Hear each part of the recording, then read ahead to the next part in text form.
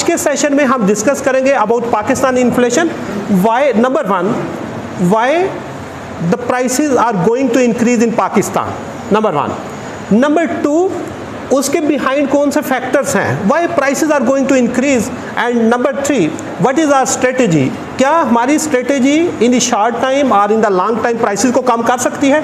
तो सबसे पहले आपसे मैं शेयर करूं कि inflation in simple terms, this is just increase in prices of goods and services.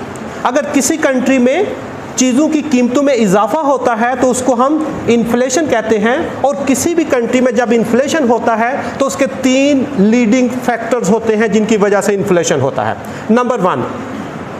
Number one is increase in oil prices. किसी भी कंट्री में जब ऑयल प्राइसेस इंक्रीज होती हैं तो उससे पूरे मुल्क में कीमतों में इजाफा होता है, क्योंकि ऑयल प्राइसेस इंक्रीज होने से आपकी हर चीज़ के कॉस्ट ऑफ प्रोडक्शन बढ़ जाते हैं। यू नो कि जब पेट्रोल की प्राइसेस बढ़ती हैं तो हर प्रोडक्शन प्रोसेस में कम्युनिकेशन, ट्रांसपोर्टेशन इन्वॉल्व होती है। वो ट्रांसपोर्टेशन कास्ट जब बढ़ते हैं तो उसके कास्ट ऑफ प्रोडक्शन बढ़ते हैं। सबसे लीडिंग फैक्टर ऑयल प्राइसेस होता है, और अनलकीली पाकिस्तान में पिछले एक माह में प्राइसेस में 40 से 50 रुपीज़ एकदम से इंक्रीज हुआ है। एंड गवर्नमेंट मजीद एक्सपेक्ट कर रही है कि शायद आपको 40-50 रुपए का एक और झटका विद इन 1 और 2 वीक्स लगे, क्योंकि हमने IMF की कंडीशन पूरी करनी है। हम अगर IMF की कंडीशन ना पूरी करें, व्हाट आर द अल्टरनेट्स, इस पर भी हम बात करेंगे। नंबर वन, कि जब भी प्राइसेस इंक्रीज होती हैं the first factor is increase in petrol prices. Number two, दूसरा जो फैक्टर होता है leading factor in inflation, that is electricity prices, बिजली की कीमतें। और पाकिस्तान में जब बिजली की कीमत बढ़ती है तो उसको दो एंगल से पुश मिलता है। नंबर वन, कि हम जितनी बिजली प्रोड्यूस कर रहे हैं ज़्यादा पोर्शन हम पेट्रोल से प्रोड्यूस कर रहे हैं। हम पानी इस्तेमाल नहीं करते, हम विंड को इस्तेमाल नहीं करते, हम सोलर को भी इस्तेमाल बहुत कम करते हैं, जिसकी वजह से पाकिस्तान में जब पेट्रोल की कीमत बढ़ती है तो उससे भी बिजली महंगी होती है। बिजली के कास्ट ऑफ प्रोडक्शन, उस पर भी हम टैक्स लगाते हैं। तो जब किसी मुल्क में इलेक्ट्रिसिटी प्राइसेस बढ़ती हैं तो उससे ऑटोमेटिकली ओवरऑल इन्फ्लेशन बढ़ता है। और तीसरा उसमें फैक्टर होता है फूड प्राइसेस, और फूड प्राइसेस में एक चीज़ रोल प्ले करती है, वो होती है गंदम की कीमत। जब किसी मुल्क में गंदम की कीमत बढ़ती है तो उसे हर चीज़ पे उसका इफ़ेक्ट पड़ता है। और पाकिस्तान में अनलकीली पिछले कुछ महीनों से इन तीनों में पेट्रोल की कीमत भी बढ़ रही है, गैस की कीमत भी बढ़ रही है, इलेक्ट्रिसिटी की प्राइस भी बढ़ रही है, और गंदम भी महंगी हो गई है। अब जब ये तीनों चीज़ों की कीमतें में इजाफा होता है तो उससे ऑटोमेटिकली हमारा इन्फ्लेशन हो रहा है। और पाकिस्तान का जो इन्फ्लेशन है इसके बिहाइंड ये तीन फैक्टर यहाँ पे रोल प्ले करते हैं। अब एक एस्पेक्ट है ये। अब हम दूसरे एस्पेक्ट पे बात करते हैं, that is about the structure of our economy. हमारी इकोनॉमी का जो स्ट्रक्चर है वो भी बहुत ज़्यादा प्रॉब्लमैटिक है। इकोनॉमी का स्ट्रक्चर कैसे, मैं आपके साथ एक छोटी सी आप सबको आइडिया होगा कि Pakistan is a consumer society, we are not producers. और आपने कभी अंदाज़ा लगाना हो कि हम कितने कंज्यूमर्स हैं, तो पाकिस्तान की GDP में 90% शेयर कंजम्पशन का है, ओनली 10% शेयर प्रोडक्शन का है। अब जब प्रोडक्शन नहीं होगी तो क्या होगा, हमारी एम्प्लॉयमेंट नहीं है। आपने देखा होगा एम्प्लॉयमेंट की अपॉर्चुनिटी बहुत लिमिटेड है।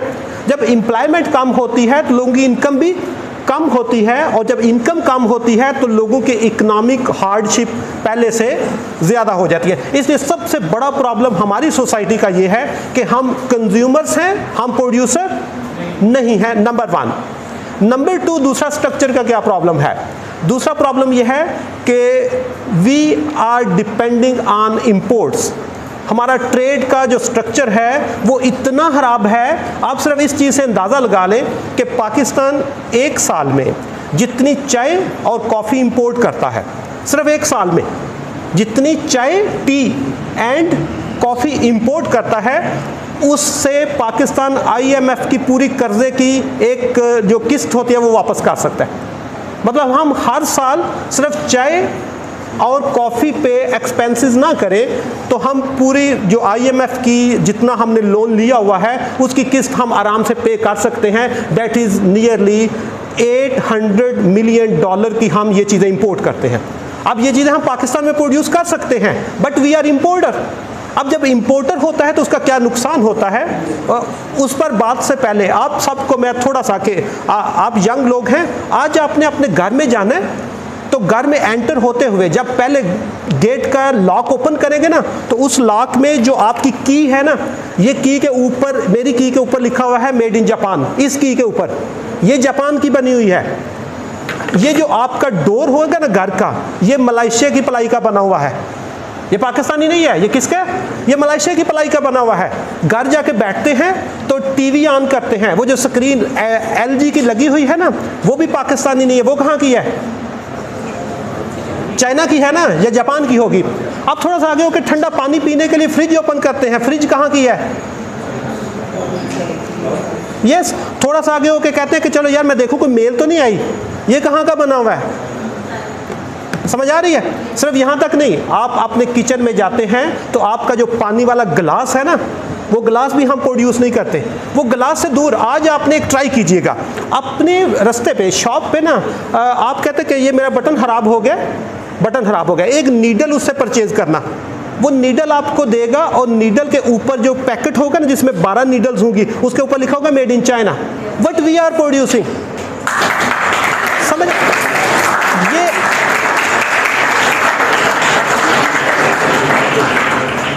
ये अब देखो एक और, basically we are consumers, we are not producers. अब जो कंज्यूमर है इसका नुकसान क्या होता है?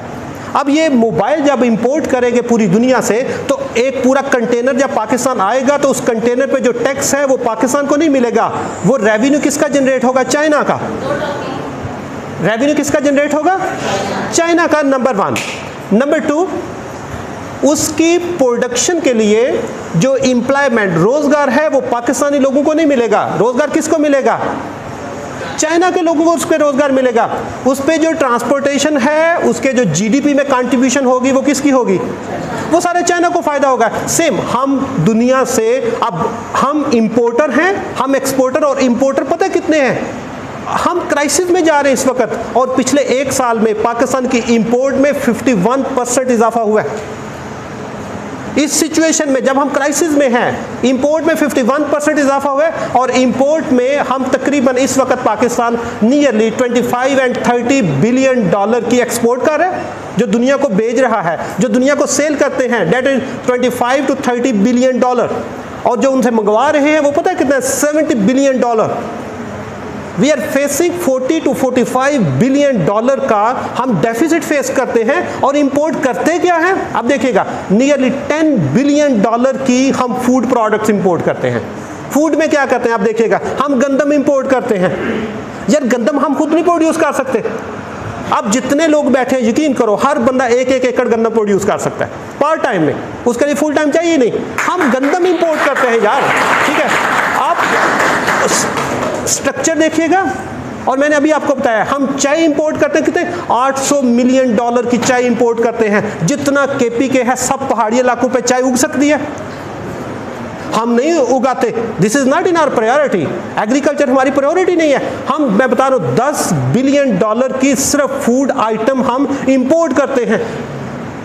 अभी हम एग्रेरियन कंट्री हैं, वो हम इंपोर्ट करें, पहली चीज। दूसरे नंबर पर हम वो चीजें इंपोर्ट करते हैं जो लग्जरीज हैं, जिनके बगैर गुजारा हो सकता है। मतलब आप सिंपल ये करें कि हमारे जो घर हैं, जो आपको अभी मैंने बताया, जाके चेक करना, LCD से लेके रेफ्रिजरेटर तक, वहाँ से लेके किचन आइटम तक, किचन से लेकर हद वहाँ पे हो जाती है जब आपके घर में 3 साल का बच्चा है, वो छोटे से टॉयज के साथ खेलता है ना, तो उसके ऊपर भी मोर मेड इन चाइना ही लगी होगी। जो हमारा स्ट्रक्चर है, इसकी आपको समझ आए कि हमारा स्ट्रक्चर ऐसा है कि हम इंपोर्ट बेस्ड हैं, हम एक्सपोर्ट बेस्ड नहीं। अब 1 मिनट के लिए अज्यूम करो कि पाकिस्तान 70 बिलियन डॉलर की जो इंपोर्ट करता है, इतनी हम एक्सपोर्ट करना शुरू कर दें, यकीन करो पाकिस्तान गंदम एक्सपोर्ट कर सकता है, मैंगो एक्सपोर्ट कर सकता है, किन्नू एक्सपोर्ट कर सकता है। मतलब मैं अभी एडवांस चीज़ों की बात नहीं कर रहा, मैं कह रहा हूँ हमारी जो यार हमारे पास 100 मिलियन की हलाल मीट, पाकिस्तानी जो मटन का टेस्ट है ना, दुनिया में कहीं ऐसे मटन का टेस्ट नहीं है। या पाकिस्तानी लाइव स्टॉक जो है, पाकिस्तान की जो डेयरी प्रोडक्ट्स हैं ये पूरी दुनिया में बेस्ट हैं हमारे पास, लेकिन हमने उनके लिए कोई इंक्लूसिव इन्वायरमेंट नहीं दिया। इसलिए अब ये दूसरा क्या कि हमारा स्ट्रक्चर का प्रॉब्लम है, जिसकी वजह से अब यंग लोग हैं, आपको आइडिया हो रहा होगा कि जब हम इंपोर्ट करते हैं तो इंपोर्ट डॉलर में करते हैं, जो ही डॉलर की वैल्यू बढ़ती है तो इधर चीज़ पड़ी उसकी कीमत बढ़ जाती है। ये मोबाइल $100 का है, अगर डॉलर हमें मिल रहा है 100 रुपये का, ये 10,000 का है, आज डॉलर 200 हो जाए, ये पड़ा कितने का हो जाएगा?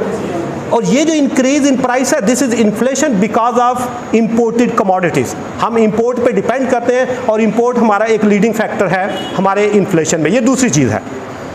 अब आते हैं तीसरा फैक्टर इसमें कौन सा है, ठीक है, कि जिसकी वजह से आप कह सकते हैं कि हमारे यहाँ पर पाकिस्तान में जो प्राइसेस हैं वो एकदम से वो स्विच होती हैं, और वो फैक्टर है हमारी डिसीजन मेकिंग, स्टेट की डिसीजन मेकिंग, हमारी गवर्नमेंट की डिसीजन मेकिंग। इसमें ना एक थोड़ा सा आपको डिग डाउन करना पड़ेगा। एक थ्योरी में आपके साथ एक छोटा सा कॉन्सेप्ट शेयर कर। इकोनॉमिक्स में एक कॉन्सेप्ट होता है डिमांड का, एक कॉन्सेप्ट होता है सप्लाई का।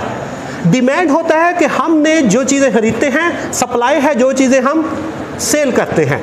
अब डिमांड और सप्लाई में क्या फ़र्क है कि जब आप पाकिस्तान में इन्फ्लेशन उस वक्त होता है जिस वक्त चीज़ों की डिमांड ज़्यादा होती है और सप्लाई कम होती है। अब पाकिस्तान में क्या हो रहा है कि गंदम कम है, तो हम गंदम का कम का सलूशन क्या करते हैं, उसकी कीमत में इजाफा कर देते हैं।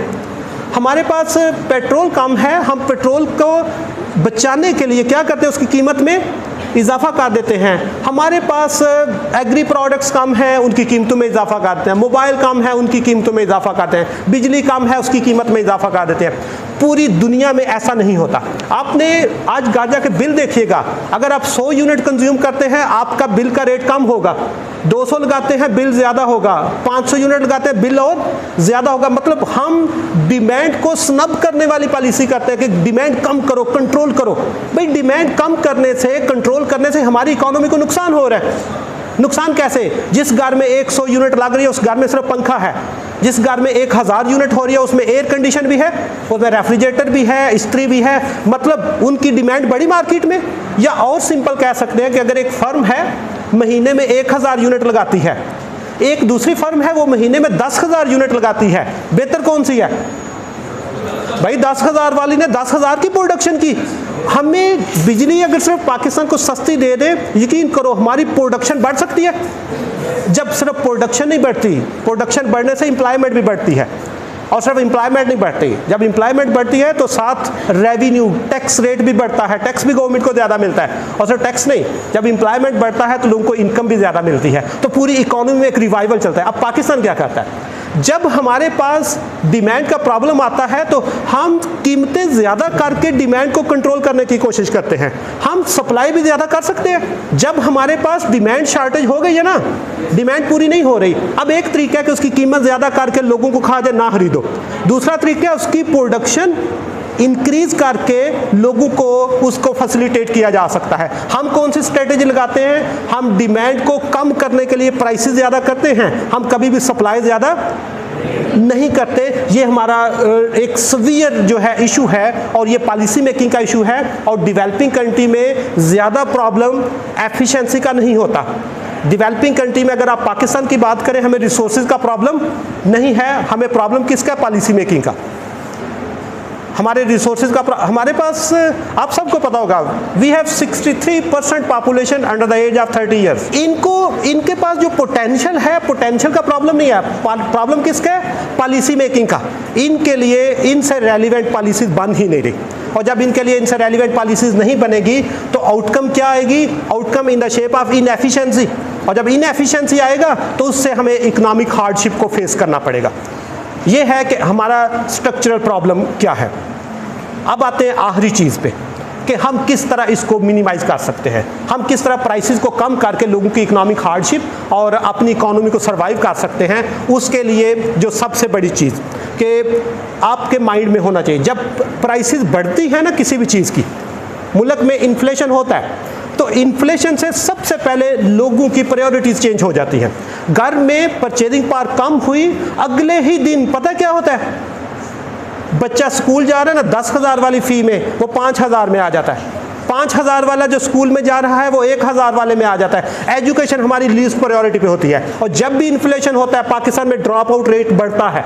और इस वक्त आपको आइडिया होगा पाकिस्तान में 25 मिलियन बच्चे हैं जो स्कूल नहीं जा रहे। तो ये हमारे पास जब इन्फ्लेशन होता है तो सबसे पहले लोगों की प्रायोरिटीज चेंज होती हैं, और लोग अपने फूड में कट नहीं लगाते, एंटरटेनमेंट में कट नहीं लगाते, सबसे पहले कौन सा कट लगता है? एजुकेशन में। इसलिए पाकिस्तान में ड्रॉप आउट रेट और एजुकेशन की क्वालिटी और ये चीज़ें हमारी प्रायोरिटी में नहीं रहती, नंबर 1। दूसरे नंबर पर जब इन्फ्लेशन होता है तो इकोनॉमिक हार्डशिप से डिप्रेशन लेवल बढ़ता है। पाकिस्तान इंस्टीट्यूट ऑफ साइकोलॉजी ने ये डेटा दिया है कि पाकिस्तान में 50% लोग सीवियर डिप्रेशन में हैं, and again the leading cause is inflation and unemployment. Pakistan में 50% लोग सीवियर डिप्रेशन में हैं एंड 33% लोग मॉडरेट लेवल ऑफ डिप्रेशन में। मींस टोटल पाकिस्तान में 83% लोग ऐसे हैं जो किसी ना किसी टाइप के डिप्रेशन में हैं। ओनली 17% लोग हैं जो किसी डिप्रेशन में नहीं हैं। और सबसे बड़ा प्रॉब्लम आपका इकोनॉमिक हार्डशिप आती है, जिससे अब जब डिप्रेशन होता है गली मोहल्ले में हर बंदा परेशान नजर आता है, ये दूसरा उसका काज आ जाता है। तीसरे नंबर पर जब इन्फ्लेशन होता है लोगों की परचेजिंग पावर कम आती है तो आपके सोशल लीवल क्राइम रेट आपने सुना होगा बढ़ जाता है, क्राइम रेट, सोशल प्रॉब्लम्स आपकी बढ़ जाती हैं। आप लोग यकीन करो, आप मार्केट में जाते हैं, आपको बर्गर 100 रुपये का मिलता है वो 150 का होगा, और आपके पास 100 है, आप बर्गर नहीं खरीद सकते। घर जाने तक क्या होता है, दिमाग की लस्सी बन जाती है।